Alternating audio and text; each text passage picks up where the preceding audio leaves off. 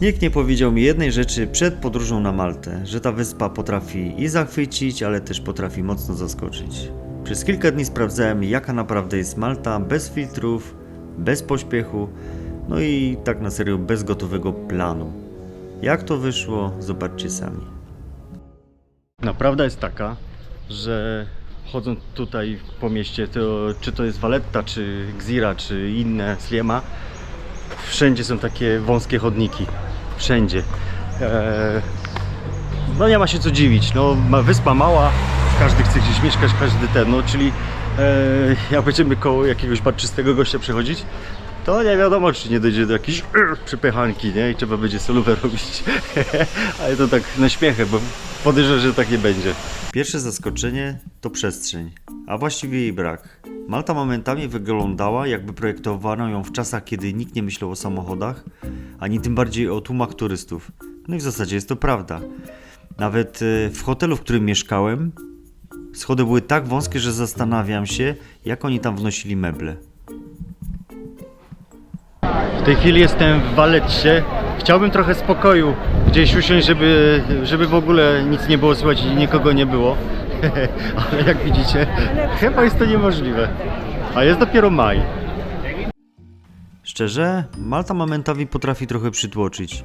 Człowiek sobie myśli, wyspa, słońce, luz, a tu nagle tłumy, gwar, pełno liczki i wszędzie coś się dzieje, na każdym kroku.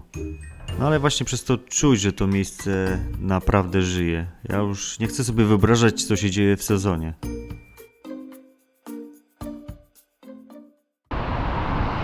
Jedna z pierwszych rzeczy, jaką musimy zrobić przyjeżdżając na Maltę, musimy się przystosować do ruchu lewostronnego, zupełnie inaczej niż w Polsce. I na pasach nie odwracamy się lewa, prawa, lewa, tylko prawa, lewa, prawa. Bo inaczej to może się dla nas nie skończyć zbyt dobrze.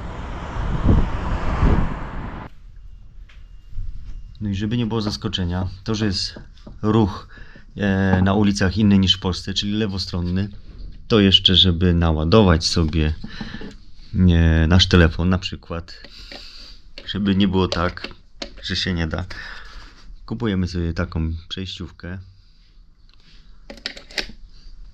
W Anglii są takie same i wtedy wkładamy i możemy sobie naładować co tylko chcemy.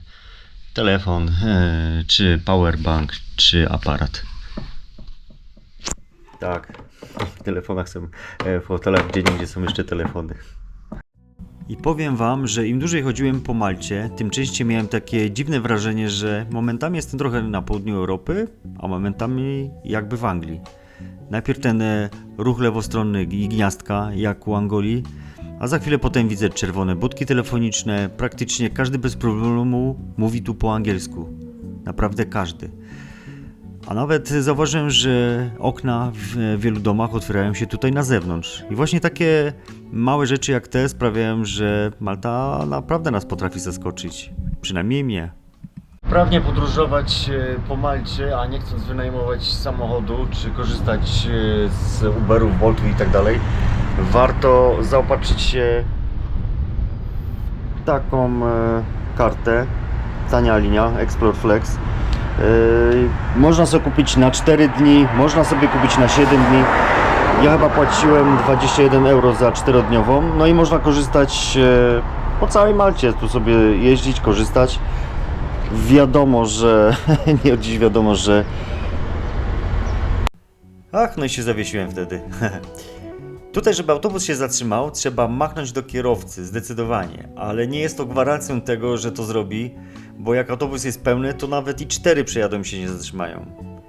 Ale bywa też tak, że jak jedzie linia 13A i się nie zatrzymie, bo jest pełna, to za minutę znowu jedzie 13A i też jest pełna. I za 4-5 minut i jedzie znowu linia 13A i ta się zatrzymuje, bo jest prawie pusta. Według rozkładu miała jechać tylko jedna. Jak to jest zrobione, nie wiem. Tak działa.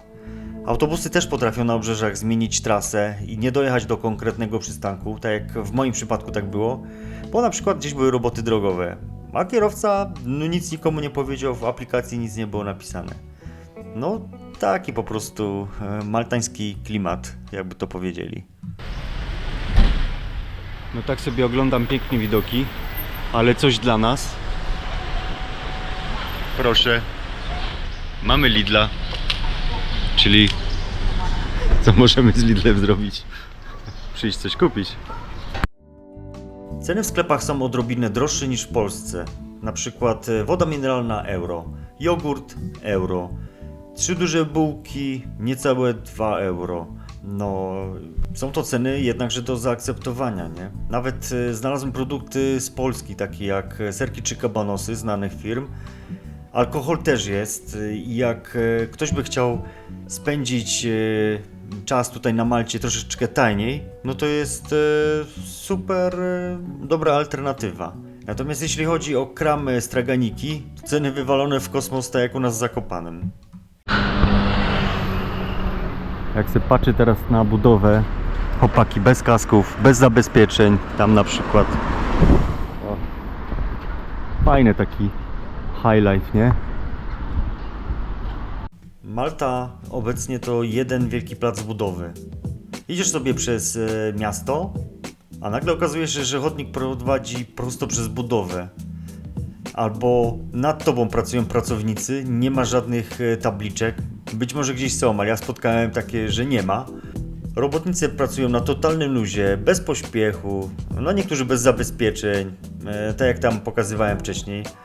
No u nas od razu pewnie by ktoś zadzwonił i zakablował. Tu jest taki południowy luz, nie ma wyścigu szczurów, nikt się nie spieszy. Wszystko się dzieje w swoim czasie, tak jak powinno być. No i takiej sytuacji się można obawiać. Jedzie coś na sygnale, no jest taki ruch, no że przewał, naprawdę przerąbane. Byłem też świadkiem kolizji dwóch pojazdów i przyjechały do tej kolizji 3 radiowozy, 2 karetki, 1 motocykl policyjny. Mimo że ciężko było dojechać, to dojechali i to jak w wielkiej ekipie. Także chyba nie ma się czego obawiać, jakby co.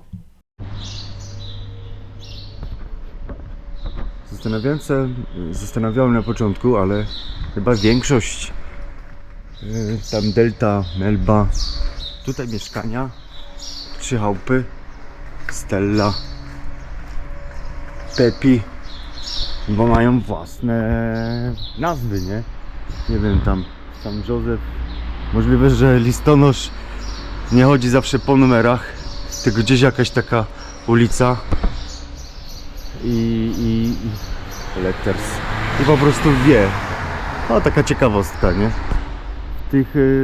Na tych nowszych ulicach tego nie ma, ale to jest taka dosyć stara ulica. Ulica pana Hildebranda Oakesa, no, który zmarł bardzo, bardzo dawno temu. Spacerując tutaj między domami, widzimy, że każdy dom ma tak jakby własną historię, a nawet nie dom, co właściciel tego domu, którą właśnie przywiesza na ścianie. Tak mi się gdzieś to z tym kojarzyło, bo tu mijamy nazwy Niebo, Rybak, Zośka, 15, no różne różniste, to taka, nie wiem, interesująca zagwozdka dla co niektórych. No i co mnie cieszy? Bardzo fajne kołatki, żeby do kogoś zapukać. Walimy tutaj. A u nas tego już nie ma prawie, że. Z kołatkami jest podobnie, są to takie arcydzieła, które też w zasadzie obrazują to, jaki jest właściciel. Piękne stare zabudowania, chyba w jakim stylu kompletnie nie mam pojęcia. Natomiast wszystko jest w bardzo zbliżonym kolorze. A mi się to nawet podoba. Jedna z tych rzeczy, która naprawdę rzuca się tutaj w oczy po przyleceniu na Maltę, to jest architektura. Praktycznie gdzie nie spojrzymy, dominują te charakterystyczne, jasne budynki w takim lekko beżowym albo miodowym kolorze. I co ciekawe, większość z nich zbudowana jest z lokalnego wapienia, tak wyczytałem, czyli kamienia, którego na Malcie używa się od setek lat. Ten materiał nie tylko nadaje wyspie wyjątkowy klimat, ale też podobno świetnie chroni wnętrza przed upałem. No, chciałbym to kiedyś sprawdzić, czy tak jest rzeczywiście. Do tego te łuki kamienne, konstrukcje, kolorowe drzwi, no i te słynne balkony, które chyba najlepiej się kojarzą z Maltą.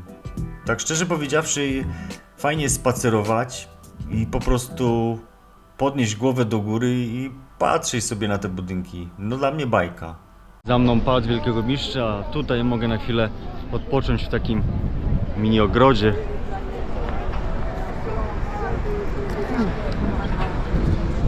Tak to ładnie wygląda, tu są nawet popisywane te wszystkie drzewka, co jak się nazywa.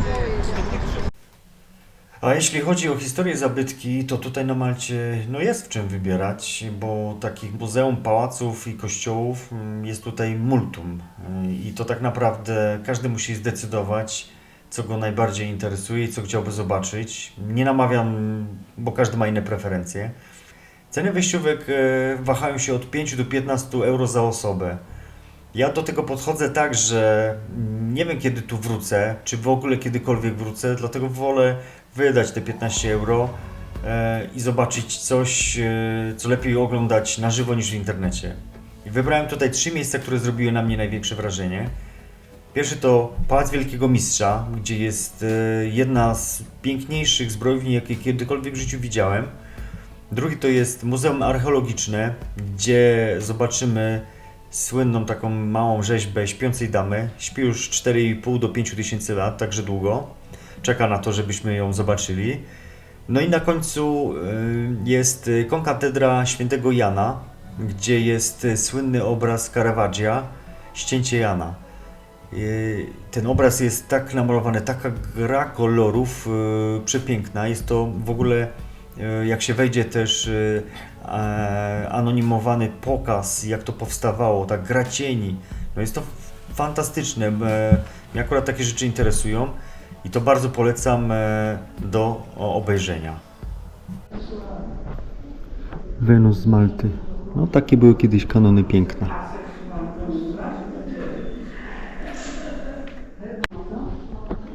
A tu przede mną Phallic Representation.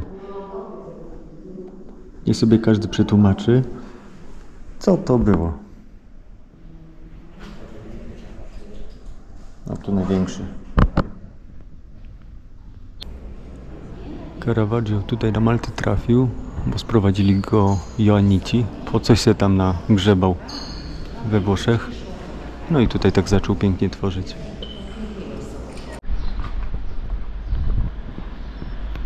No i moje ulubione gdzieś takie zakamareczki, gdzie nikt nie chodzi.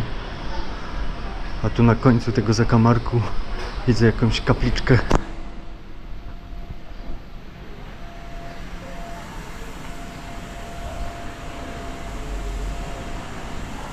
No fajne, to są kurde właśnie prawdziwe rzeczy. Taka prawdziwa Malta. Gdzieś tu niezakłamana. Tutaj widzicie takie balkoniki, się suszy coś. Kładki, tak jak wcześniej pokazywałem. No. A takie prawdziwe oblicza gdzieś na zadupiach, mimo że Valletta City.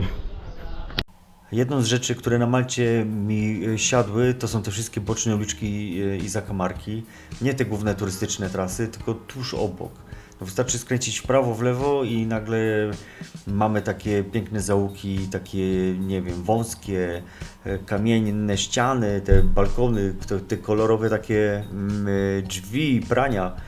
No w zasadzie jak poczytałem, to nie jest to przypadek, bo tu historia jest naprawdę duża na Malcie i tu i Fenicjanie, i Rzymianie, czy Brytyjczycy, czy Joannici zostawili po sobie sporo rzeczy i nie wiem, tu jak się spaceruje, to ma się wrażenie, że to miasto, to kurde, to taka, to historia jest w ogóle, nie? Taka. I chodziłem tu po paru miastach wieczorem i wszędzie się czułem spokojnie, na luzie. Można było odkrywać tak w takich ciemniejszych miejscach te przejścia, schodki, małe placyki. Tak ma się wrażenie, że Malta to jest taki labirynt. Niektórych może to przerastać, natomiast mi się to wydaje fajne. To jest takie, no tak jak nie wiem, miasto historia jak dla mnie. No i fajnie jest tak posiedzieć gdzieś na uboczu w takim fajnym, klimatycznym miejscu jak tutaj. Jakiś taki, nie wiem, przypadkowo znalazłem jadąc autobusem i widziałem z daleka. Dobrze jest tu odpocząć od tego całego zgiełku, bo jak już turyści powstawają i wszyscy, to robi się dosyć tłoczno na mieście, nie? I takie właśnie klimatyczne miejsca, może one nie są jakieś takie piękne, ale są klimatyczne, nie wiem, to trzeba samemu zobaczyć i docenić, nie? Z drugiej strony jak odwrócę, o, to jest arteria główna w prawo, w lewo, natomiast tu jest fajnie i takie wyciszone dosyć miejsce. A tu namówiłem pana, żeby po polsku zagrał. Nie mogę jeść, nie mogę spać. Dodam do świni. Czy mogę jeść, nie mogę spać. Co poradzić mogę na to? Czemu już przyszła właśnie? No ten uliczny artysta zaczepił nas i zapytał się skąd jesteśmy i sam powiedział, że jego żona była Polką, mieszkał we Wrocławiu i właśnie zaśpiewał nam utwór Zenka. No i po takim spacerze dobrze jest coś zjeść, nie? Ja nie namawiam nikogo, kto co lubi, to co zje, ale wiecie co zauważyłem? Że można palić, nie tak jak u nas. Aschenbecher jest na każdym tym. Niektórzy nawet palą w gandzie, z tego co zauważyłem. Nikt nie robi sobie z tym problemu. Ja myślałem, że gliniarze coś będą reagować, a tu nie. Jest jak jest. Jeśli chodzi o kuchnię maltańską, to polecam obejrzeć program Roberta Makłowicza, który tutaj nagrywał. On wam coś poleci dobrego. Ja natomiast i próbowałem królika, i pasticji, i inkaret. Piłem ich najlepszy napój, taki dla mnie topowy, kini. Szkoda, że nie ma go w Polsce, bo chętnie bym się go tutaj napił. Natomiast mi bardziej leży kuchnia polska, nasza krajowa, niż ta tutaj maltańska. No i korzystając z chwili, że czekam na autobus, bo kolejny raz zawiódł, miał przyjechać na Blue Grotto i nie przyjechał do Mliny. Kupiłem sobie takie ciasteczka Imkuaret, nie wiem jak to się czyta, ale widziałem, że jest też specjał maltański. Jakby to powiedział Robert Makłowicz, tylko wina do tego potrzeba.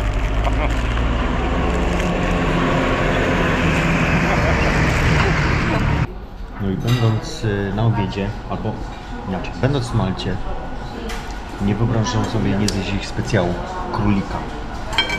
Na razie paru jest pyszne, ale zobaczymy dalej.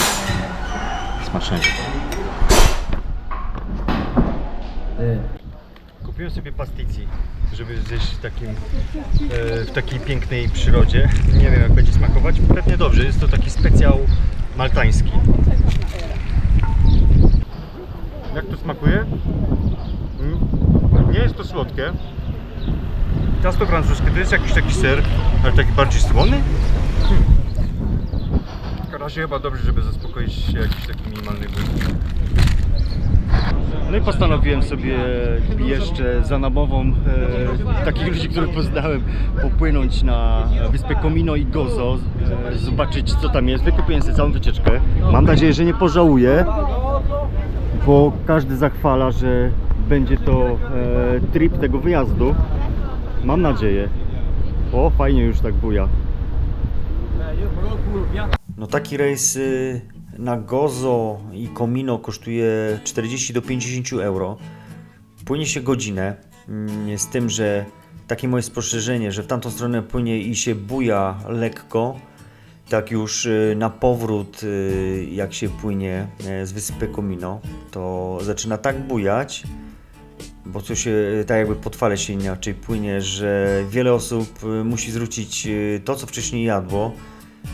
Także nie jest chyba dla wszystkich taki rejs, natomiast ktoś jak lubi takie atrakcje, to jest to też taki strzał w dziesiątkę i tak jak mi ten gościu powiedział, że będę się z tego cieszyć, tak, cieszyłem się z tego bardzo. Natomiast nie ma tutaj ani jedzenia, ani picia w cenie i trzeba się samemu w to zaopatrzyć albo kupić już na pokładzie. Dopłynąłem na wyspę Comino i tu jest ta słynna błękitna laguna. O, tam. Już nie mogę się doczekać, już skoczę do tej wody. Dobra, lecę, szkoda czasu.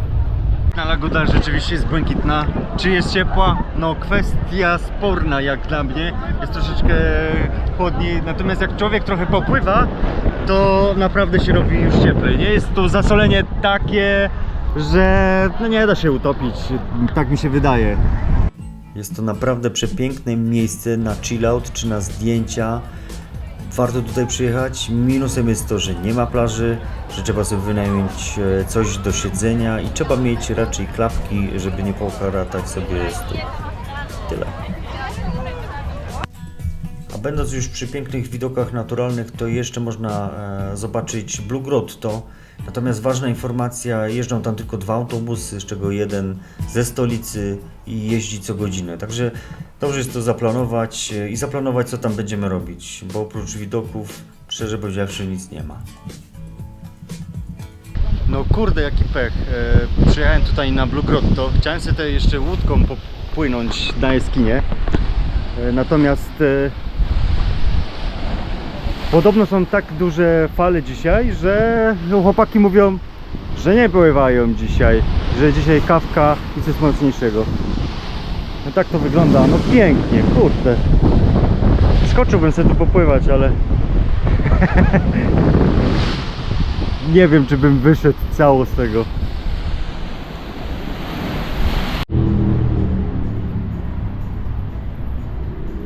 Życie nocne też tutaj jest. Można tam popatrzeć po prawej. Restauracyjki, wszystkie są prawie że pełne. No oczywiście ja myślę, że jest bardzo bezpiecznie. Nic nam się tutaj nie dzieje. No i jeśli chodzi o życie nocne tutaj na Malcie, to jest inaczej niż u nas w kraju. Tu jest tak jak w południowych krajach. Tu po prostu z każdą godziną robi się coraz głośniej i bardziej luźno. Gdzieś jakiś ktoś na gitarze, gdzieś się tam czasami gdzieś przygrywał. Jakieś są rozmowy coraz głośniejsze. Jak gdzieś się też z balkonu przy tych głównych ulicach patrzy, to każdy gdzieś idzie, ale w sobie nie wiadomo do końca gdzie. No chyba w zasadzie o to chodzi, nie? Tu bary wychodzą na ulicę, muzyka miesza się z rozmowami, no i całe te główne ulice w miastach działają w takim trybie wakacyjnym. No wiecie jak to jest. A co ciekawe, bo ja wieczorami też chodziłem sobie po takich bocznych uliczkach, gdzieś się zapuszczałem dalej od centrum. No i nie było jakiegoś tam napięcia, no nie miałem takiego stresu, że zaraz mi ktoś wyjdzie z uliczki jak w jakichś fawelach, po prostu, nie? Tu nie ma takiego ciężkiego klimatu, nie? Tu raczej, nie wiem, po prostu żyje się dalej, tylko tak no, w innym tempie, nie? No i można po prostu się przejść, no, skręcić gdzieś przypadkowo no i sprawdzić, czy się człowiek znajdzie bez GPS-u. I tak mniej więcej wygląda Malta z mojej perspektywy. Część rzeczy planuję wcześniej, ale finalnie i tak sporo wychodzi w trakcie. Ja jestem nastawiony bardziej na spontana, bo wygrywa po prostu. No, bo wtedy właśnie więcej można gdzieś zobaczyć, jakichś niespodziewanych rzeczy, kiedy nie trzymamy się sztywno planu, tylko po prostu normalnie idziemy przed siebie albo jedziemy przed siebie z jakimś tylko takim wybranym punktem. I tak, na początku Malta wydawała mi się, że jest taka dosyć oczywista, że ładne kadry, tak jak ludzie wrzucają do internetu, słońce, morze, no tak super, chill out, nie? Ale im dłużej się tu jest, no tym bardziej widać, że to miejsce ma dużo więcej warstw takich i wszystko nie wygląda, nie jest takie proste, jak wygląda na pierwszy rzut oka. Dla mnie taką dużą wartością było takie zwykłe chodzenie czy jeżdżenie bez presji, bez planu co do minuty, bo w zasadzie przez ten transport nie da się tak zaplanować wszystkiego co do minuty. No i tak odkrywałem sobie kolejne ulice, kolejne miejsca gdzieś tam po drodze, bo tu się gdzieś wysiadło, przesiadka się zobaczyło tam, siam i chyba to najlepiej opisuje ten wyjazd. No. A ja idę dalej, a jeśli chcecie, to w kolejnym filmie pokażę wam kolejne miejsca, też w podobnym stylu, może trochę zaplanowane, trochę przypadkowe, to jak to u mnie w zasadzie zazwyczaj bywa. Może ktoś ma jakąś propozycję w ogóle, gdzie mógłbym jechać następnym razem.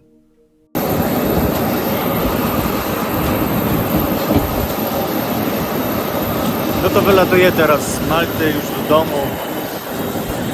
Fajnie było to wszystko zobaczyć.